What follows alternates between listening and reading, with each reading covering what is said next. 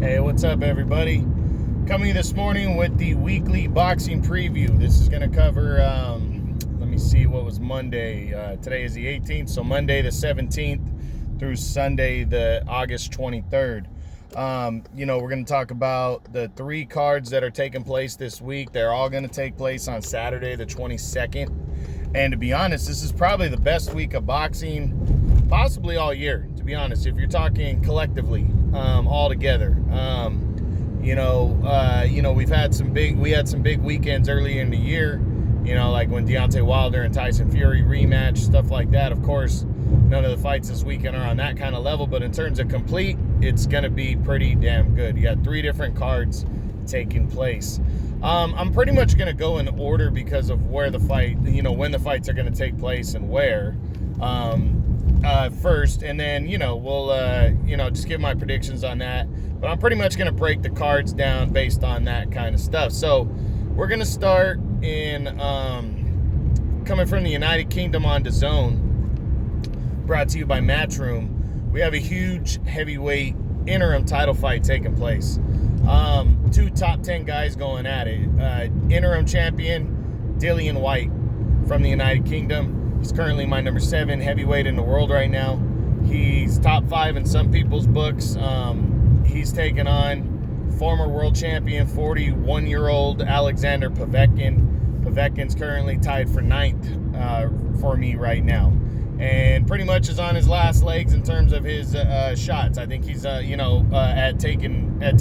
a shot at a world title because he lost a couple years ago to Anthony Joshua, and now pretty much said he wanted to make one last run of it, and he's going through that one last run right now. So I'm very excited about this fight. I think it's big. It's big for both guys. The winner is going to get a huge opportunity.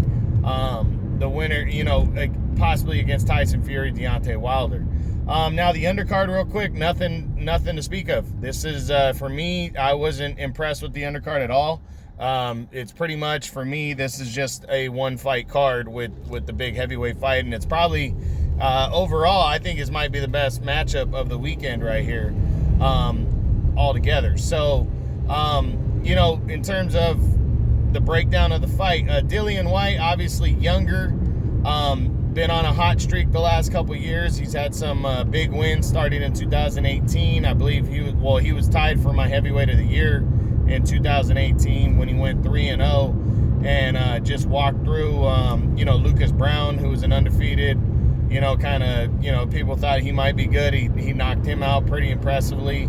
Then he got a hard-fought split decision over Joseph Parker, our very close decision over Joseph Parker in a very good fight.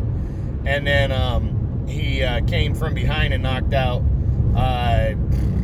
what's his name? Derek Chisora in the 11th round of a fight. He was losing on the cards. It was a rematch there. He brutally knocked him out for possibly knockout of the year. And, he came back last year, beat Oscar Rivas to capture the vacant interim title. And then, had it stripped because they said he failed the drug test. He was proven that he didn't fail later in the year. Took on veteran Mariusz Wach, got a hard-fought 10-round decision in that one, but he came in significantly overweight. He took that fight on very short notice as he was just trying to shake off some rust. So now he's heading into this fight. He hasn't fought since last December. Heading into this fight with Povetkin. The world is his oyster right now. I mean, it really is. He's the interim champion. It's a fight he doesn't have to take against Povetkin. It's a risky fight, but a win leads him to most likely the winner of Deontay Wilder and Tyson Fury. And if not, if the winner of that WBC title fight decides they're not going to go after Dillian Whyte, make a mandatory, then Whyte gets upgraded to full champion. So this essentially could be a title fight right here, like an official title fight, crowning him as the world champion, but he's got to get through it. So big time matchup. Now Alexander Povetkin, the veteran, he's coming in the underdog, but this guy has so many good wins. I mean, he's basically been banging around for the last 13 years as a legitimate heavyweight. There was a time there where he was top 3 next to the 2 Klitschko brothers. And, he's only lost a couple fights in his career to Vladimir Klitschko, by decision. He got knocked out against Anthony Joshua a couple years ago, but was doing well in that fight. He was landing good punches. It was a very even fight when Joshua, caught him in the 7th round, put him down, and took him out. But Alexander Povetkin, very durable, very all-around, very good heavyweight here. He's got power. He can box, and he's definitely got the miles to be able to go the distance and do something against Dillian Whyte. And that's why I think this fight is a lot closer than people give it credit. Povetkin last fought in December of last year against Michael Hunter. It ended up being a draw. It was a very close fight. I think it could have went either way. I wouldn't knock that against Povetkin. He might not have been taking that fight too serious. He probably came in the favorite, thinking he was just going to roll right through him into something else. I think that's what the consensus was, but that didn't happen. But, I wouldn't count that against him. I think he's going to come in fully trained against Dillian Whyte. I think it's going to be a very, very good fight. I'm picking the favorite in this one. I'm going with the youth and picking Dillian Whyte to get possibly a late stoppage to a decision victory.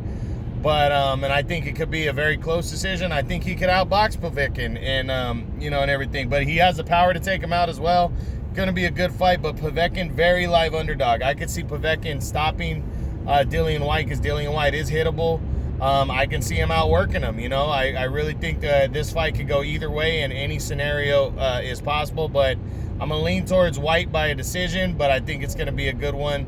WBC Interim Championship on the line. And like I said, the winner is in line to fight the winner of Tyson Fury and Deontay Wilder 3. So we'll see. Now we move over to the other fights that are taking place in the States now.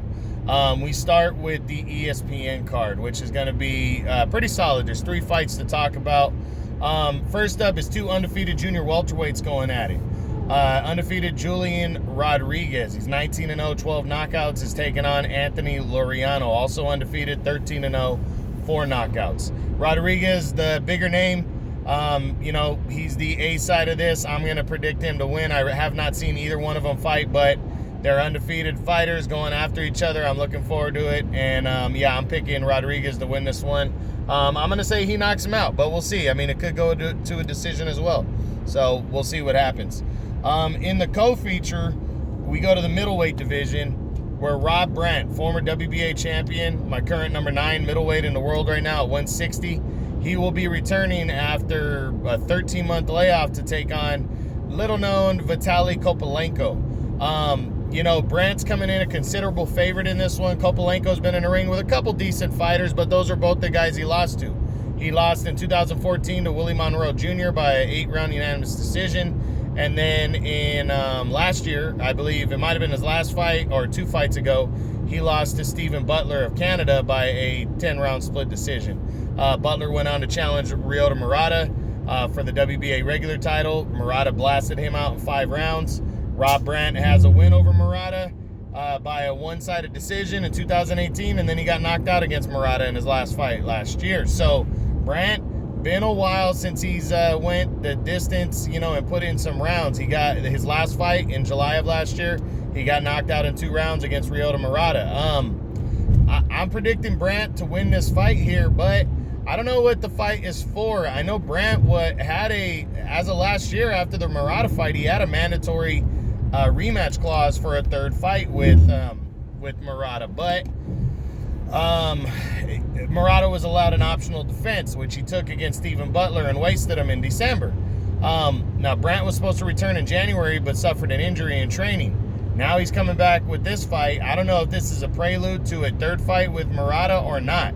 I really am unsure and unclear about that. If it's in the contract, I would assume that these 2 guys are gonna get it on at some point, but that has not been made official. But I like Rob Brandt to win this fight by either a one-sided decision or a stoppage in the later rounds, as he will get himself back on the winning track. So talented fighter in Rob Brandt as a co-feature. I like it.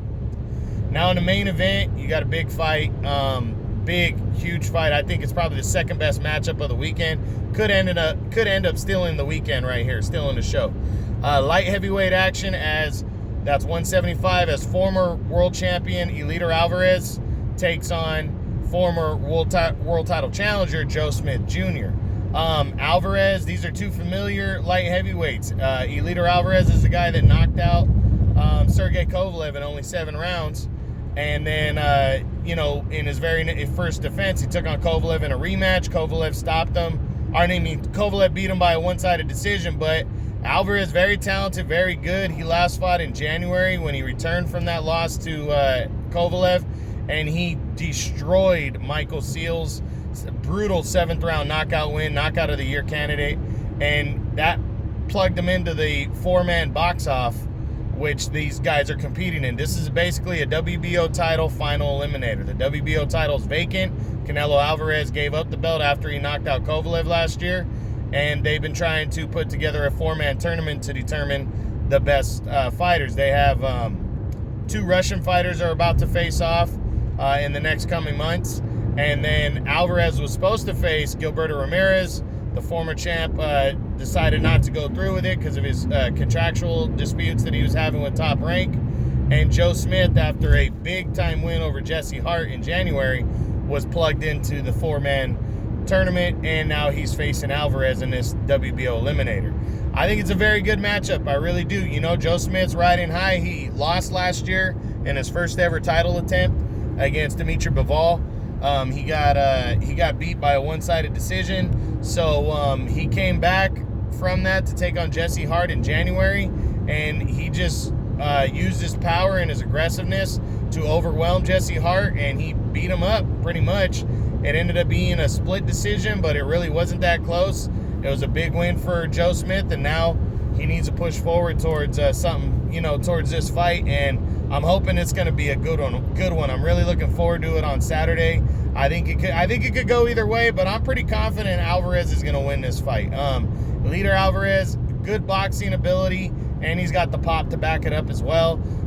Joe Smith, good, a lot of power. I think he's a live underdog in this one if he were to catch Alvarez, but to be honest, I don't think he's going to. I think Alvarez is going to eat him up, outbox him, outwork him, and I think it's possible we see a knockout in the late rounds by Alvarez over Smith, or it could go to a decision where I think Alvarez should win a clean decision. Now, that being said, at his age, at Alvarez's age, I think Joe Smith, with the youth here and his veteran, in the fact that he's a veteran, I think he could win a decision. I think he could catch Alvarez and knock him out at any point. But I'm going Eleider Alvarez in this one, either a decision or a late stoppage, and he will move forward and compete for the vacant WBO title later in the year. And now finally we get to the other card on Fox, where you got Sebastian on the undercard. You have a 154-pound fight featuring undefeated Sebastian Fundora, 14-0, 9 knockouts, as he takes on Nathaniel Gallimore, the veteran. Gallimore's been in the ring. This is a big step up for Fundora. He's undefeated, but he's taking on Gallimore, who is just a good, solid veteran. I mean, Gallimore's been in the ring with some good fighters. He lost to Erickson Lubin last year. He fought Julian J. Rock Williams, former champ. He fought him a couple years back and didn't do poorly.